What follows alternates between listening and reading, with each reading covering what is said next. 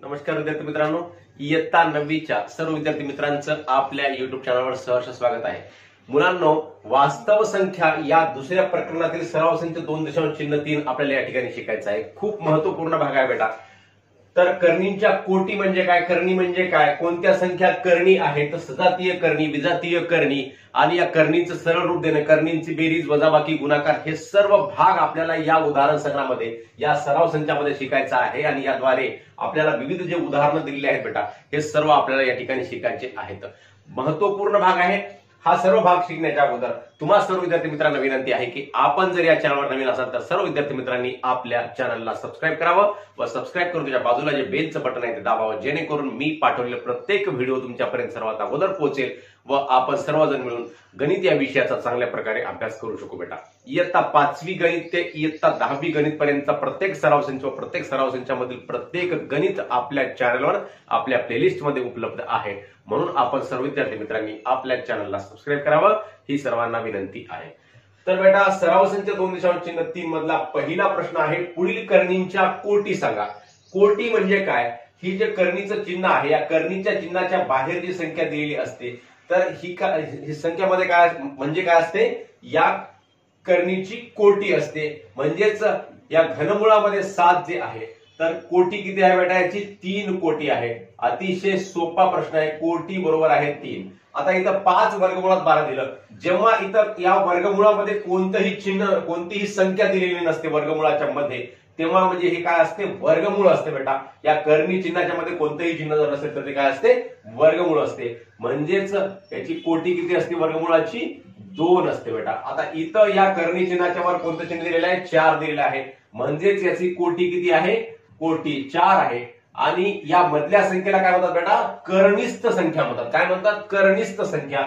आणि ही काय असते? कोटी असते। दोन्ही भाग समजून घ्या। याला म्हणायचं करणीस्थ संख्या आणि याला म्हणायचं कोटी, आणि याला म्हणायचं करणीचं चिन्ह। आता या ठिकाणी करणीचं चिन्ह दिलं फक्त, दुसरा, तिसरा, चौथा हे मूळ काही दिलं का? नाही। म्हणजेच याला कोटी किती म्हणायची याची? तर 2 म्हणायची। जेव्हा कोटी दिलेली नसते आणि करणीचं चिन्ह असते तेव्हा त्याची कोटी 2 असते बेटा, लक्षात ठेवायचं। आता या करणीच्या चिन्हाच्या वर किती आहे? 3 आहे। मग कोटी किती आहे बेटा? 3 कोटी आहे याची। कोटी बरोबर 3 असं म्हणता येईल। तर पुढचा प्रश्न आहे, पुढीलपैकी कोणत्या संख्या करणी आहेत? आता कोणत्या संख्या करणी? सर्व अपरिमेय संख्या करणी असतात बेटा। म्हणजे ही जर परिमेय संख्या असेल, या संख्येला आपल्याला परिमेय संख्येच्या रूपामध्ये लिहिता येत असेल, तर ती संख्या करणी संख्या आहे असं म्हणता येणार नाही। म्हणजे समजा इथं 51 संख्या आहे। 51 ही संख्या कोणत्या एखाद्या संख्येचं जर घन संख्या असती तर हे काय असते? हे करणी संख्या नसली असती। परंतु 51 ही संख्या कोणत्याही संख्येचं घन नाहीये, म्हणून ही संख्या काय आहे? करणी संख्या आहे। या संख्येला आपल्याला काय लिहिता येते? जास्तीत जास्त घनमुळामध्ये 17 गुणिले 3 लिहिता येते। 17 ही कोणत्या संख्येचा वर्ग नाही आणि 3 सुद्धा कोणत्याही संख्येचा वर्ग नाही, म्हणून या संख्येला असं जरी लिहिलं तरी चालते। म्हणजेच घनमुळामध्ये 57, 51 ही संख्या काय आहे? करणी आहे।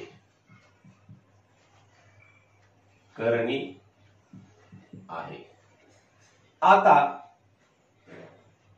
चौथ्या मुळामध्ये 16, आता किती आहे? इथं चौथ्या मुळामध्ये 16 दिले। मग 16चं चौथं मूळ किती निघते बेटा? बघा बरं, 16चं चौथं मूळ जर केलं तर काय करता येईल आपल्याला? 2 गुणिले 2 गुणिले 2 गुणिले 2, म्हणजेच हे काय होते? 4, 4 दुनी 8, 8 दुनी 16। म्हणजेच याचं काय निघते? मग चौथं मूळ या 16चं चौथं मूळ 2 निघते बेटा, 2। म्हणून ही काय आहे? मग करणी आहे का? 2 ही संख्या नाही आहे। म्हणजेच या संख्येला आपल्याला परिमेय रूपामध्ये लिहिता येते। ही संख्या परिमेय रूपामध्ये लिहिता येते, म्हणून हिला काय म्हणायचं? करणी नाही म्हणायचं। काय म्हणायचं? करणी नाही। हे समजून घ्या बेटा। पुढचा प्रश्न आहे, 5व्या मुळामध्ये 81। मग 81 या संख्येला लिहिला आपण तिच्या मुळांच्या रूपात, गुणाकाराच्या रूपामध्ये काय होईल? मग 27 त्रिक 81, म्हणजेच 3 त्रिक 9, 9 त्रिक 27 आणि 27 त्रिक 81। 3चा किती गुणाकार व्हायला? 4 वेळेस गुणाकार व्हायला।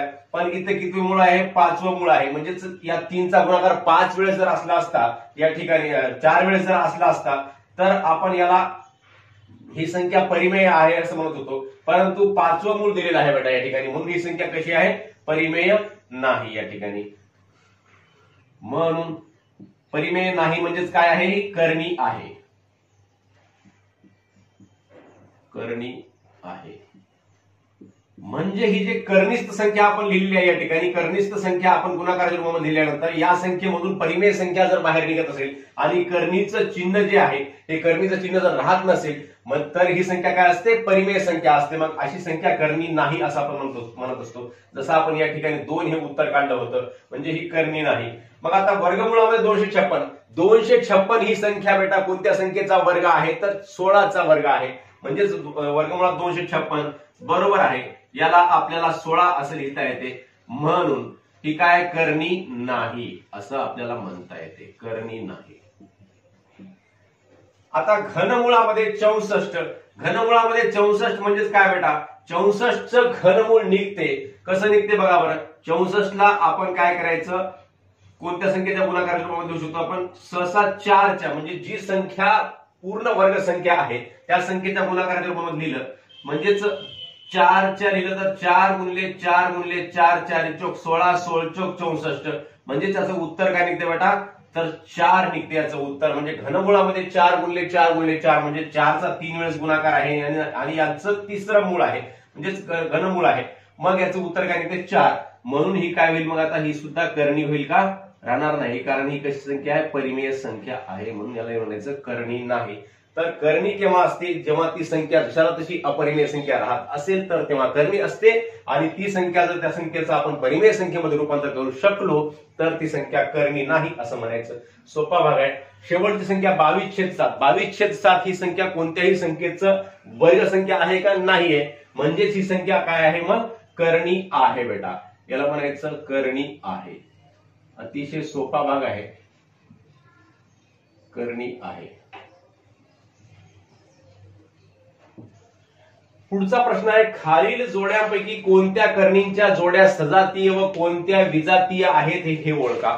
मग कोणत्या सजातीय जोड्या आहेत आणि कोणत्या विजातीय आहेत. सजातीय जोड्या केव्हा म्हणायचं बेटा, जेव्हा याचं कर्णी मधलं कर्णिस्थ संख्या समान येते, कर्णिस्थ संख्या समान येते आणि कर्णीची कोटी सुद्धा समान येते बेटा. जसं आपण इथं बघितलं, ही आहे कोटी आणि ही आहे कर्णिस्थ संख्या, म्हणजे या संख्येमधली संख्या कोणतीही, या संख्येमध्ये कर्णिस्थ संख्या आणि या कर्णीची कोटी समान आली की त्या संख्येला म्हणायचं सजातीय संख्या, आणि जर समान येत नसेल तर तिला म्हणायचं विजातीय कर्णी. अशा प्रकारे आपण याला म्हणू शकतो. मग या वर्गमुळात 52ला आपण कसं लिहू शकतो बेटा, बघा बरं, बरोबर आहे, वर्गमुळात 52 म्हणजेच या संख्येला अशा प्रकारे लिहायचं की त्या संख्येपैकी या संख्येचे अशा मूळ अवयवाच्या गुणाकाराच्या रूपामध्ये लिहायचे की त्या मूळ अवयवापैकी, त्या अवयवापैकी एक संख्या ही काय असली पाहिजे, पूर्ण वर्ग संख्या असली पाहिजे बेटा. म्हणजे 52ला अशा प्रकारे लिहू शकतो आपण, 26 दोन्ही 52 सुद्धा लिहू शकतो आणि 13 गुणिले 4 म्हणजे 13 चौक 52 सुद्धा लिहू शकतो, परंतु 13 गुणिले 4 लिहायचं. का लिहायचं, कारण 4 ही संख्येचं वर्गमूळ निघू शकते. म्हणजेच या दोन अवयवापैकी एक अवयव म्हणजे 26 गुणिले 2 पैकी एकही पूर्ण वर्ग संख्या नाही, परंतु 13 गुणिले 4 पैकी हे 4 जी संख्या आहे ती कशी आहे, पूर्ण वर्ग संख्या आहे. म्हणून या 52ला 13 गुणिले 4 या रूपामध्ये आपण लिहायचं. 13 गुणिले 4 13 चौक 52 होत बेटा. मग आपण याला असं लिहिलं आणि हे 5 वर्गमुळामध्ये 13, ह्या वर्गमुळामध्ये 13चे कोणतेही अवयव पडत नाही, ते जशात तसं लिहिलं. मग आता 13 गुणिले 4 जे आपण लिहिलेलं आहे बेटा, मग 13 गुणिले 4 पैकी काय होते, 2 हे बाहेर निघते याच्यातलं, म्हणजे 4चं वर्गमूळ निघते 2. मग याचं उत्तर येतं 2 वर्गमुळामध्ये 13 आणि हे काय आहे 5 वर्गमुळामध्ये 13, जशाला तसं राहिलं. मग इथं वर्गमुळात 13 आहे, इथं सुद्धा वर्गमुळामध्ये 13 आहे आणि या दोघांचंही इथं कोटी कशी आहे, समान आहे. कोटी समान असली पाहिजे आणि कर्णिस्थ संख्या समान असली पाहिजे. या दोन्ही अटी या ठिकाणी पूर्ण होत आहेत. म्हणून वर्गमुळात 52 आणि 5 वर्गमुळात 13 ह्या काय आहेत, मग सजातीय कर्णी. म्हणून वर्गमुळात 52 व 5 वर्गमुळात 13 या सजातीय कर्णी.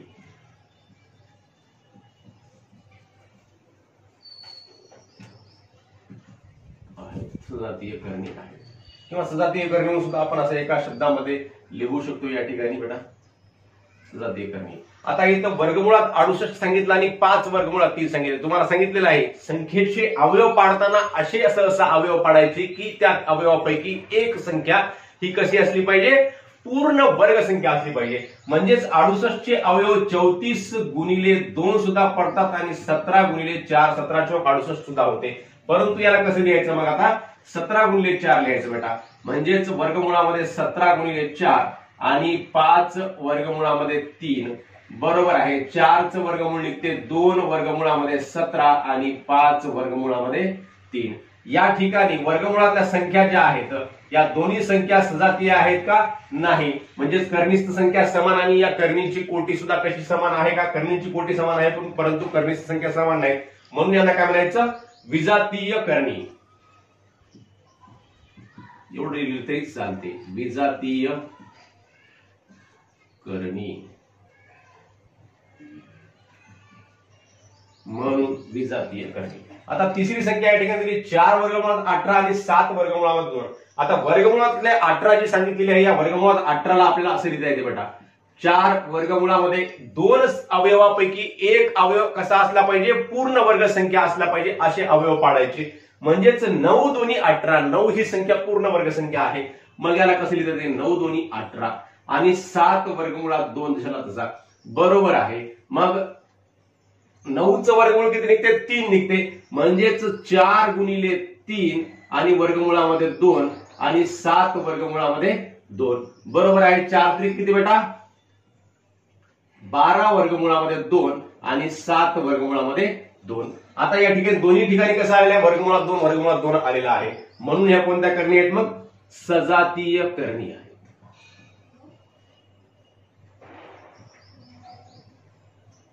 तर अशा प्रकारे हे आपण प्रश्न बघितलेले आहेत. लगेच आपण पुढचे प्रश्न बघूयात. तर मुलांनो या ठिकाणी तिसरा प्रश्न आहे बेटा, खालील जोड्यांपैकी कोणत्या कर्णींच्या जोड्या सजातीय व कोणत्या विजातीय आहेत हे ओळखा. यामधले आपण 3 प्रश्न सोडवलेले आहेत. आता हा चौथा प्रश्न आहे बेटा, 19 वर्गमुळात 12 आणि 6 वर्गमुळामध्ये 3 ह्या ज्या वर्गमुळामध्ये संख्या दिलेल्या आहेत या वर्गमुळातल्या संख्यांना आपण अवयवांच्या गुणाकाराच्या रूपामध्ये लिहायचं आणि त्या अवयवापैकी एक अवयव हा पूर्ण वर्ग असेल याची आपण थोडीशी काळजी घ्यायची बेटा. म्हणजे त्याला कसं लिहिता येते आपल्याला, 19 आणि वर्गमुळामध्ये 12 ला आपण 4 दुनी 8 4 त्रिक 12 असं लिहू शकतो बेटा. आणि 6 वर्गमुळामध्ये 3 ला 6 वर्गमुळामध्ये 3. आता मग पुन्हा काय होतं बेटा, 19 गुणिले आता हे 4 जे आहे वर्गमुळात 4, वर्गमुळात 4 ची किंमत किती होती बाळांनो, 2 होते, हे आपणास माहित आहे. मग वर्गमुळात 4 मधलं हे 2 होऊन बाहेर निघते आणि वर्गमुळात 3 जसा तसं राहते आणि इकडं 6 वर्गमुळामध्ये 3 होते बेटा. म्हणजेच हे काय आहे, 19 गुणिले 2 किती बेटा, 38 वर्गमुळामध्ये 3 आणि 6 वर्गमुळामध्ये 3. मग ह्या कोणत्या आहेत बेटा, इथंही वर्गमुळात 3 आहे आणि इथं सुद्धा वर्गमुळात 3 आहे. म्हणजे कर्णीस्थ संख्या सुद्धा समान आहे आणि कर्णीची कोटी सुद्धा समान आहे. म्हणजेच या काय आहेत, सजातीय करणी आहेत. म्हणून याला काय म्हणायचं, सजातीय करणी. आता 5 वर्गमुळात 22 आणि 7 वर्गमुळामध्ये 33 या दोन्ही ज्या वर्गमुळामध्ये संख्या आहेत त्या वर्गमुळातल्या संख्यांचं कोणतेही वर्गमूळ निघत नाही. यांचं अवयवांचं गुणाकाराच्या रूपामध्ये जरी याला लिहिलं म्हणजे 22 ला कसं लिहिता येते, 11 गुणिले 2, 11चंही वर्गमूळ निघत नाही आणि 2चं सुद्धा निघत नाही. तसंच 33 ला कसं लिहिता येते, 11 गुणिले 3, 11चंही निघत नाही 3चंही निघत नाही. म्हणून या दोन्ही संख्या सजातीय करणी आहेत का, तर नाहीत लिहायचं. म्हणजेच विजातीय करणी. विजातीय करणी. आता या ठिकाणी 5 वर्गमुळात 5 आणि वर्गमुळामध्ये 75 सांगितलं बेटा. मग या वर्गमुळामध्ये 75 जी संख्या आहे हिला 25 गुणिले 3, 25 म्हणजेच 25 ही संख्या कशी आहे, पूर्ण वर्ग संख्या आहे. 25 गुणिले 3 या रूपामध्ये लिहिता येते आणि 25चं वर्गमूळ 5 बाहेर काढता येते. म्हणजे त्याला कसं लिहिता येते बघा बेटा, 5 वर्गमुळामध्ये 5 5 वर्गमुळात 5 आता वर्गमुळात 75 ला आपण कसं लिहायचं, वर्गमुळामध्ये 25 गुणिले 3 असं लिहायचं बेटा. म्हणजे त्याला कसं होते, याचं रूप काय होते, मग 5 वर्गमुळामध्ये 5 25चं वर्गमूळ निघते 5 निघते बेटा. आणि हे काय झालं, मग 5 वर्गमुळामध्ये 3 झालं. म्हणून ह्या काय आहेत, मग आता सजातीय करणी आहेत. म्हणून सजातीय करणी. खालील करणींना सोपे रूप द्या. या करणींना सोपं रूप द्यायचं, हे जसं आपण सोपं रूप दिलं तसंच द्यायचं आहे, काही अवघड नाही. या करणीमधल्या संख्या ज्या आहेत, या कर्निस्थ संख्या ज्या आहेत, या कर्निस्थ संख्यांना त्यांच्या अवयवांच्या गुणाकाराच्या रूपामध्ये लिहायचं आणि अशा प्रकारे गुणाकाराच्या रूपामध्ये लिहायचं की त्या दोन अवयवांपैकी एक अवयव हा पूर्ण वर्ग संख्या असेल याची आपण काळजी घ्यायची बाळांनो. आणि त्याला त्या अवयवांच्या गुणाकाराच्या रूपामध्ये लिहायचं आणि त्या अवयवांचं जे वर्गमूळ आहे ते वर्गमूळ बाहेर काढायचं आणि याला सोपं रूप आपण अशा प्रकारे देऊ शकतो. म्हणजेच वर्गमुळात 27 ला आपण कसं लिहू शकतो बेटा, वर्गमुळामध्ये 9 गुणिले 3 असं लिहू शकतो. मग 9चं वर्गमूळ काय निघते बाळा, तर 9चं वर्गमूळ निघते 3. मग यालाच आपण 3 वर्गमुळात 3 हे याचं सोपं रूप आलं बेटा. मग वर्गमुळात 50 ला सुद्धा कसं लिहू शकतो, या दोन अवयवापैकी म्हणजेच 10 गुणिले 5 सुद्धा लिहिता येते आपल्याला 50 ला आणि 25 गुणिले 2 सुद्धा लिहिता येते बाळांनो.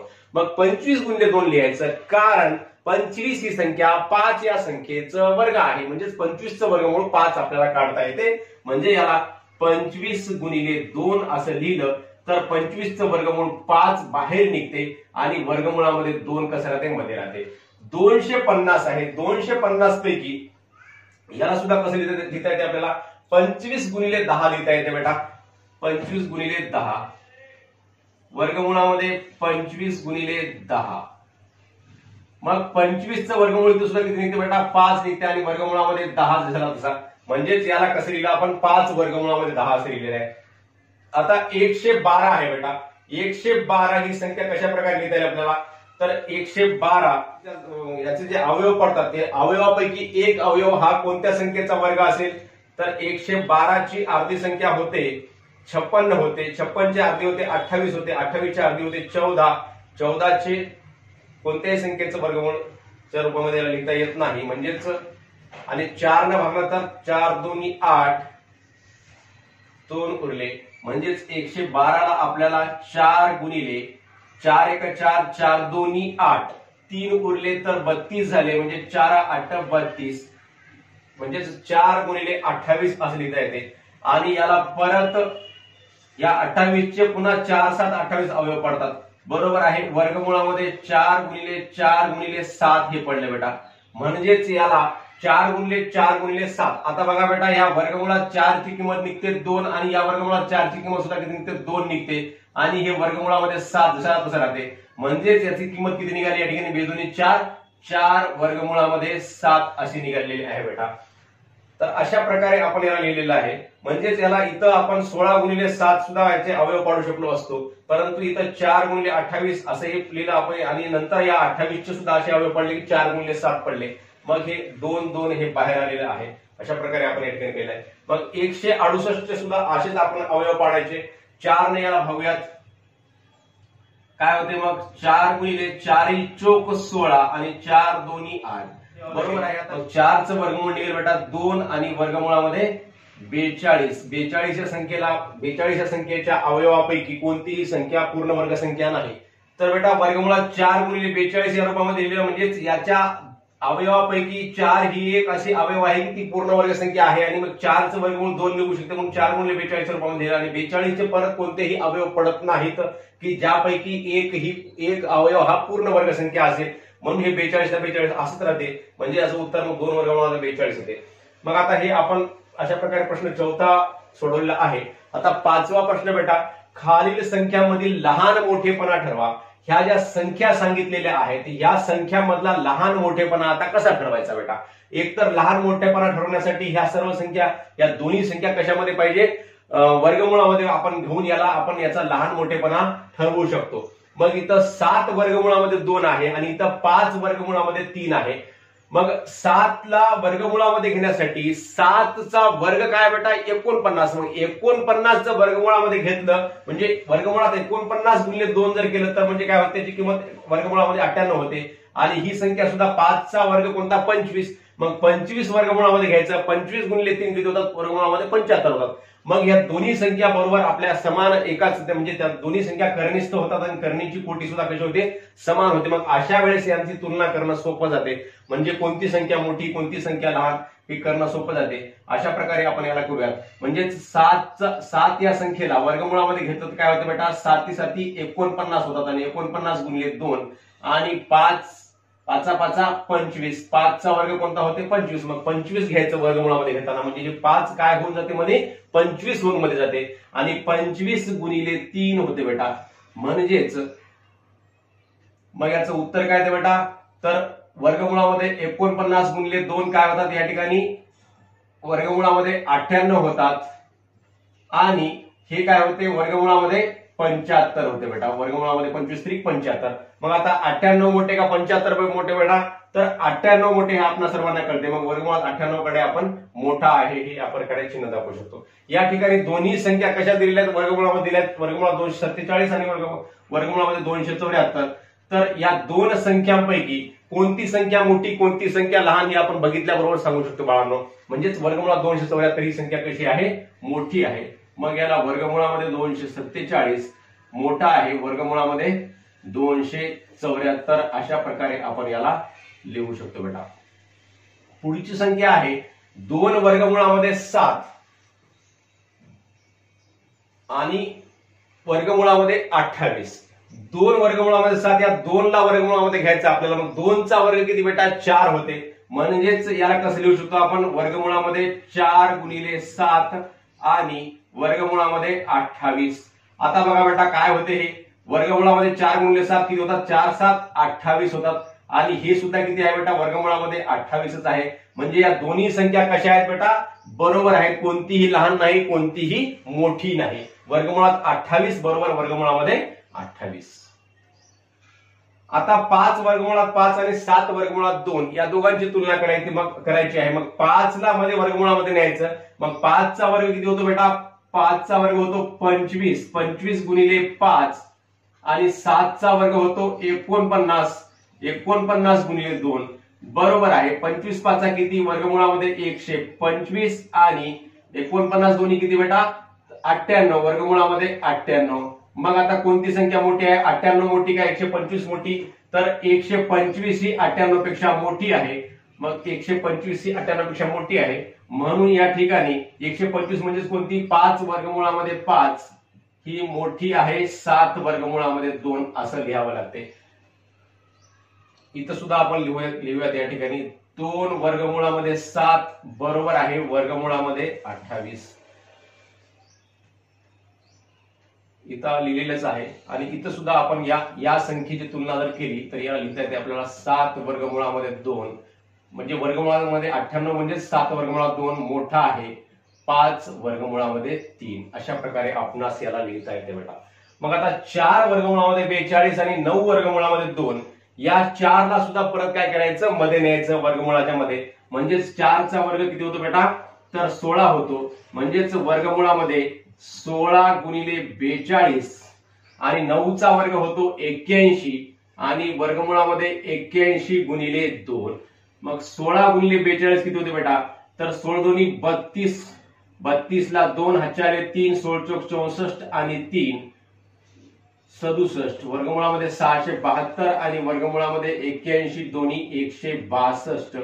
मग कोणते मोठे आहे त्याच्यामध्ये तर पहिलं वर्गमूळ हे कसं आहे 672 मोठं आहे, म्हणजेच 4 वर्गमुळामध्ये 42 कसं आहे या दुसऱ्या संख्येपेक्षा कसं आहे मोठं आहे, म्हणजेच याला आपल्याला असं लिहिता येते 4 वर्गमुळामध्ये 42 मोठा आहे 9 वर्गमुळामध्ये 2 पेक्षा असं आपणास याला म्हणता येते।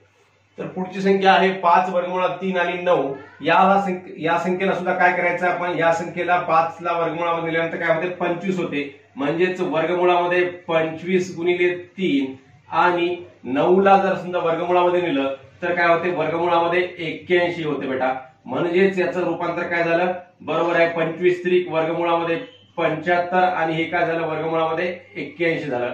मग 75 मोठं का 81 मोठं वर्गमुळामध्ये 81, मग 75 मोठा का 81 मोठा तर 81 मोठा आहे म्हणून 5 वर्गमुळामध्ये 3 पेक्षा काय आहे 81 वर्गमुळात 81 मोठा आहे म्हणजेच 9 मोठा आहे, 5 वर्गमुळात 3 लहान आहे 9 पेक्षा असंही म्हणता येते, किंवा 5 वर्गमुळात 3 मोठा आहे 9 असंही म्हणता येते. आता 7 आणि 2 वर्गमुळात 5 यांची तुलना करायची आहे. तर 7 ला आपण वर्गमुळामध्ये लिहायचं असेल तर काय लिहू शकतो बेटा, 49 लिहू शकतो वर्गमुळामध्ये. आणि 2 वर्गमुळामध्ये 5 ला आपण कसं लिहू शकतो, 2 ला मध्ये लिहिलं तर काय होते, ते 4 होते, म्हणजेच 4 गुणिले 5 होतात. वर्गमुळामध्ये 4 गुणिले 5 बरोबर आहे वर्गमुळात 49, आणि हे काय झालं वर्गमुळामध्ये 20 झालं बेटा, वर्गमुळामध्ये 20. मग 49 मोठा का 20 मोठा, तर 49 मोठा आहे म्हणून 7 मोठा आहे 2 वर्गमुळात 5 पेक्षा असं आपणास म्हणता येते. अशा प्रकारे आपण या सराव संच 2.3 मधले पहिले 5 प्रश्न या व्हिडिओमध्ये सोडवलेले आहेत. उर्वरित 4 प्रश्न आपण पुढील व्हिडिओमध्ये सोडूयात. तर तुम्हा सर्व विद्यार्थी मित्रांना हा व्हिडिओ आवडला असल्यास, समजला असल्यास नक्की आपल्या मित्रांना शेअर करा व व्हिडिओवर लाईक व कमेंट सुद्धा अवश्य करा. धन्यवाद.